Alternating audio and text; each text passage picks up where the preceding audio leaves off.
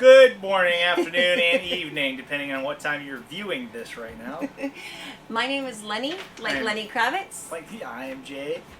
And we are Live to Journey. Live to Journey. If this is your first time checking us out, we appreciate it. Welcome. Thank you. Thank you.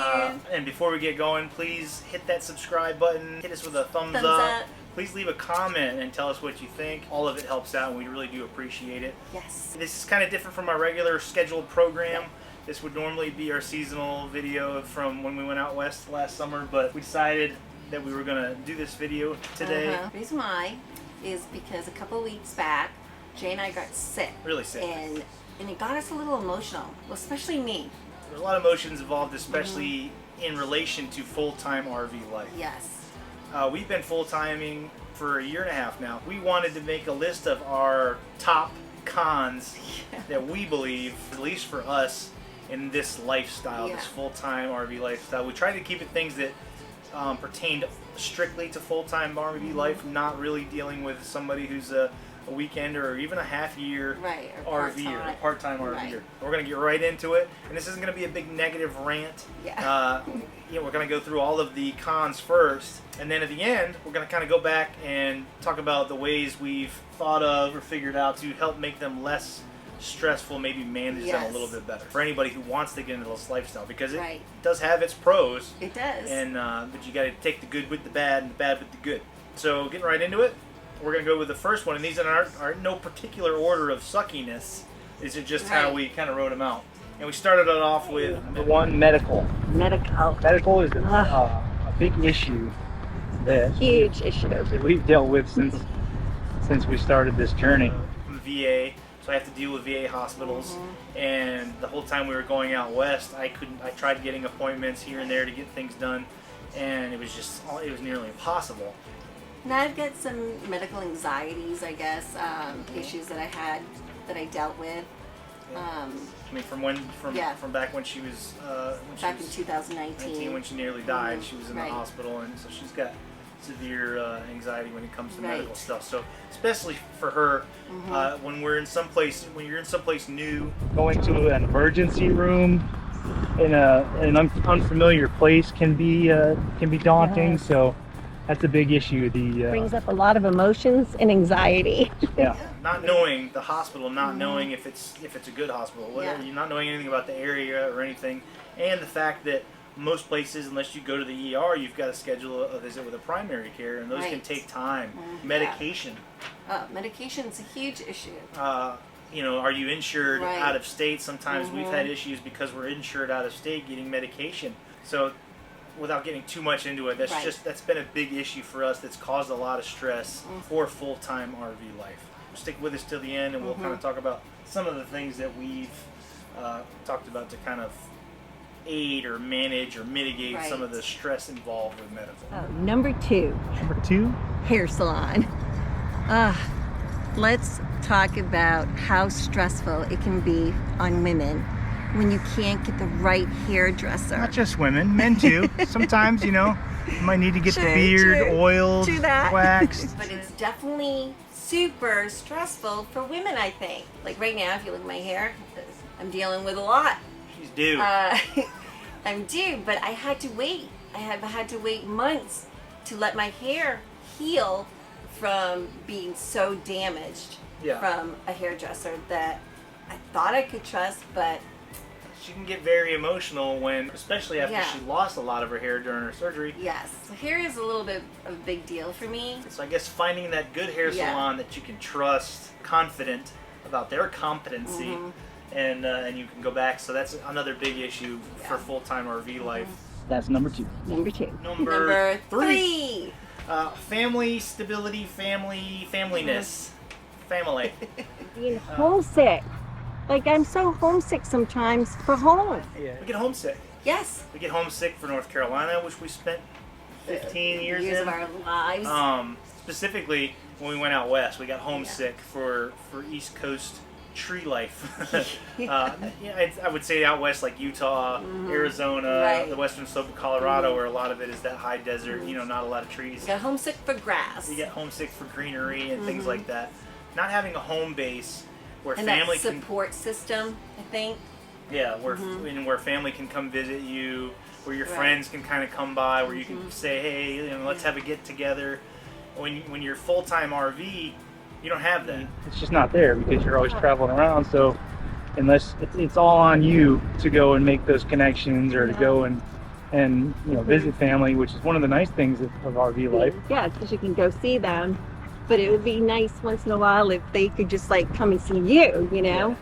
So that's a point of stress or emotions that we've found over the last year and a half, that not having a home base and not having those family and friends that you can kind of see regularly becomes an issue.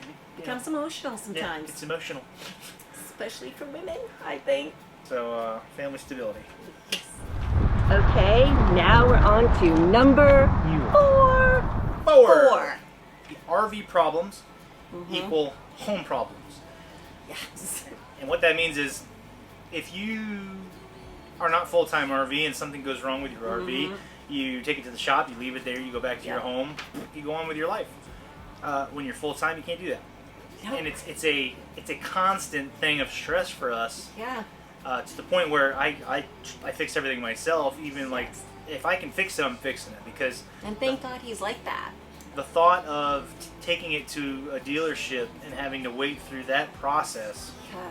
Stressful. And who knows how long it's going to take to get the parts, to get it fixed, blah, blah, blah. Maybe it's just a little tiny thing, but even then, you're pretty much stuck staying in a hotel near wherever that place is at, for the amount of time it takes to get that work done. And there's horror stories out there of people who have done it.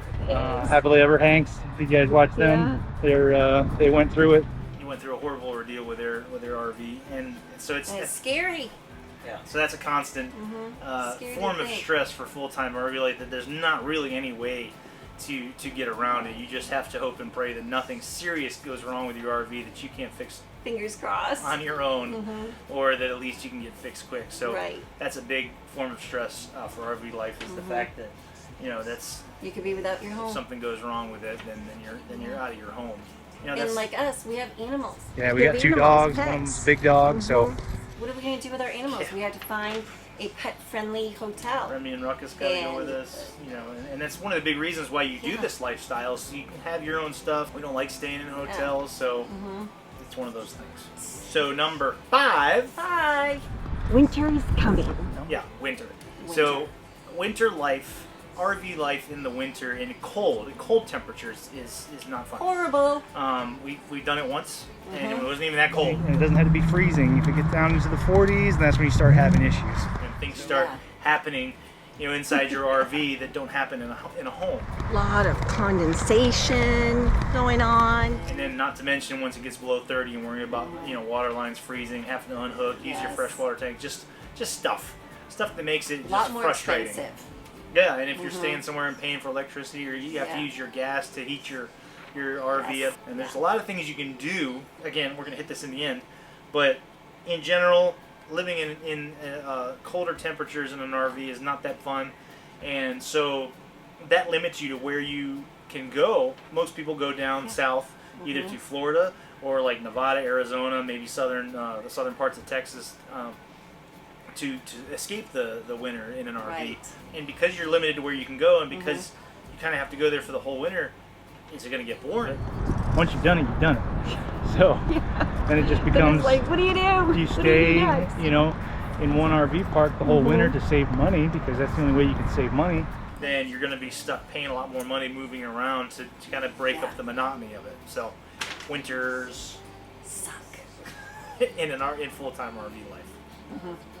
And on to number 6. On to number 6. RV park inconsistency. Inconsistencies. She was born in Korea. Yeah, I can't. Inconsistencies. And what that means, so when you're full-time traveling and you're staying RV park to RV park or state park or national park, there's the inconsistency of pricing. No place is priced the same everywhere you go. You have to schedule way in advance if you want to stay in a place longer than, say, a week or two. Sometimes over a year in advance, especially for those in the winter. If you're traveling to Florida, we'll just speak on Florida because that's what we know now. There's a lot of places that if you don't schedule it out a year and a half in advance, depending on that place, which is always different, then you don't get to stay there. You got to find somewhere else. Always having to plan where you're going and figure out where you're going, or worrying about where you're going to be, or worrying about how much it's going to cost is just a constant source of stress in the full-time. Give you a lot of anxiety sometimes. It brings a lot of stress into your life. So annoying. Yeah. So that's number 6. Number 7. Small RV issues. Yeah. This kind of relates to people in smaller RVs specifically, and the reason why this has even made the list is because of what happened to us 2 weeks ago. We both fell sick, extremely sick. With some type of stomach bug, virus, something. I mean, it was bad. When you're both sick and you're both needing to run to the bathroom at any given moment, it can really cause a lot of emotions to occur. A lot of emotions. When I get sick, I don't know what it is. I don't know if anyone else can relate with me on this, but when I don't feel good and something's going on with my body, I tend to get really anxious. We're going to go right into number 8. 8. Which is our final point, and that is making friends. Making friends. Now, we have found that making friends, we thought when we got into this lifestyle that we'd be going to these different places, meeting new people everywhere we go. Travel. And make really so many friends everywhere. We met a lot of cool people. We have. We've connected with some, but you still end up leaving eventually, and then you might not see them again for a year or 2 years. So it's not like that, friendship that you have with the people that you lived with for so many odd years, friends, family from back home. And so you're constantly trying to put yourself out there and make new friends, which is fun. It takes a lot of effort. It takes a lot of effort, and it's still, unless you find that couple that just happens to be doing the exact same thing you are, and to where you can kind of plan multiple meetups throughout the year, then you just don't have that same kind of relationship that closeness, that bond. Yeah. So that can be a big one, and it's just one of those things that you got to suffer through. It can break your heart sometimes, and it can make you really sad. Yeah. Very lonely. So that's it. Those are our 8 biggest concerns or problems that we've had in the full-time RV life since we started doing this a little over a year and a half ago. The biggest cons in our opinion. Yes. And again, this is just stuff that's constantly come up in our travels and with what we've been doing. So those are the issues. So we're going to just real quick go through some maybe ways to mitigate the stress involved in each one of these situations. All right, so we'll start off with medical. The only good workaround or thing you can do for medical, and we've talked to a bunch of people and heard different stories, is possibly to get it, like for our situation, say we want to come down to Florida every winter, and we know we're going to come down to Florida every winter. A lot of people do that. We're not going to do that, but this is just a hypothetical situation. We get a primary care down here in Florida, somewhere that we're staying, that you can go to, and maybe you schedule your appointment in advance every year. You just go ahead and schedule an appointment for a certain, you're going to be there from, December to whatever. So just plan ahead. Yeah, and then maybe you can do the same thing out west. That just takes a lot of planning, preparation, and it also kind of locks you in to a certain place at a certain time. But that can help with the stress levels of, at least I know if I'm out here, if I'm out west or whatever, I can go see a doctor. And then it just kind of, as long as your insurance and everything kind of works, you got to figure all that out. Yeah. So a lot of planning, and most of the resolves, or most of the ways to mitigate the stress with these all comes down to just planning ahead. Kind of the same thing with the hair salon. Yeah. So you got to plan ahead. Now, if you're going back, like we did when we were in Utah, she went to a hair salon in Tremonton that she really liked. So the next time we passed through Utah, several months later, I was like, let's stop again. We stopped in Tremonton for 2 days at the park that we liked, and she got her hair done, and it worked out great. Yeah, it worked out perfect. So that kind of stuff you can do. Again, plan ahead. The family stability thing, not really much you can do about that. I mean, that comes down to having a home base. Yeah. So if you don't have that home base, then, trying to plan visits back home with family is about all you can do. Yeah, that's all you can do. The RV problems is home problems. Again, not a whole lot you can do that. Now, we did talk to a guy from Canada, and he has every year he schedules a maintenance. Yes. One in the spring. One in the spring. And one in the fall. Before he comes down he comes down to Florida every year. Yeah. So he plans one before he leaves to come down here, and he plans another one for as soon as he gets back. Right. Yeah. And that way, if he needs it, he goes in, he brings in, he gets everything done. Hopefully, he doesn't have anything major to where he has to bring it in right away. If it's something that he can wait on it, he gets it done when he goes back, and that's a really good plan. So that's some way you can kind of help that problem. Right. The winter problem, not much you can do about winter. What you're doing to avoid the winter is what creates the problem, or what limits you. So the RV park thing again. That just boils down to a lot of planning. A lot of research. So if you want to keep yourself locked into a schedule and plan everything out, then that's great, and that can kind of save you a lot of stress. Yes. But it can also limit you. I mean, we've planned, like when we planned out west, we really wish we'd had more time in a lot of places, but because we planned it that way, there was nothing we could do about it. Right. Next one is... We're already on to number 7, folks. We're already at number 7. The smaller RV issue. Yes. The single toilet problem. There's nothing you can do to fix that except get a bigger RV. Then you might as well get a house. Right. So that's a stressful situation in the full-time RV life that you just have to deal with if you only have one toilet and you get sick. Unfortunately. And the last but not least is the making of friends. Yes. Again, there's not really any way to fix this problem. We're trying. Yeah. No, I mean it's. But I mean, thank God for one thing is that he is my best friend. So that helps. You live with your best friend, and life is good. But you have to be outgoing if you want to make any friends, especially in this kind of lifestyle. And that's the only thing that really helps is put yourself out there. Try to go out and meet some people. Or Hope to you'll God. end up like anti-social butterfly. Yes. You just want to say that so bad. Another YouTuber that we love and watch had that shirt on. And I loved it. It's adorable. And now we've lost track. Where are we? Making friends. Making friends, yeah. All you can do is put yourself out there, try to make friends, and hope to God they're not weirdos like you. Exactly. Because I'm the biggest. But that's it, guys. Those are our biggest complaints about the full-time RV life. We hope this helps you if you're considering going full-time. We watched a lot of stuff before we went full-time. There's a lot of stuff out there that's RV horrible things going wrong. That stuff happens. But we feel like these are kind of issues that hit emotions. Are emotional, that are stressful issues that are probably going to affect everybody in this lifestyle, or at least most people.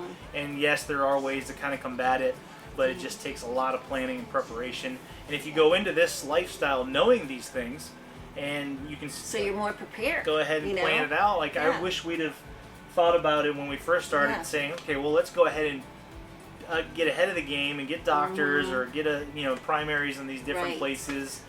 Which there's a lot of logistics involved in that kind of stuff, and it's a lot harder than it seems. It's not as easy as just saying, oh, I'm going to go get a primary in South Dakota without even being there. So, stuff like that. But know this, that you are going to have some bumps in the road. Oh, yeah. I mean, it's real. It's ups called and downs. Real life. The more you can try to plan ahead and expect things, or at least prepare for the worst, the better off you're going to be. And just know that when those bad things do occur, like, sicknesses that you never expect, or things breaking that you never expect, just stay calm. Just keep a level head. Don't kill each other. You can have a little bit of a meltdown, and then just move on. Yeah, get your meltdown over with quick. Yes. Cry it out. Cry it out. Bang your head on the wall. Get all that stuff over with, and then say, all right, boom, what do we got to do to get this done? Exactly. Let's get back on the road. Let's get back everything moving and working right, and let's go back to having fun and seeing everything that this beautiful country, this beautiful world has to offer, because there's so much beauty out there. Don't let these little things, get in your way of enjoying this life and the beauty that's around all of us. I mean, it's an amazing... Don't let it make you ugly. Yeah, don't let it make you ugly. We hope this helps, and if it did, please please subscribe. And leave us a comment. Yeah, give us a comment. I mean, comments really help the YouTube thing. Or tell us, what you would do in our situation. Yeah. We love your input. We love your likes. We love your support. Yes. We love it all. We want to keep doing this, and we enjoy doing this. It really is all about living to journey. Yes, live to journey. We hope you follow us on our next journey. Yes. And we'll see you then. And this is Lenny and Jay, and we're out of here.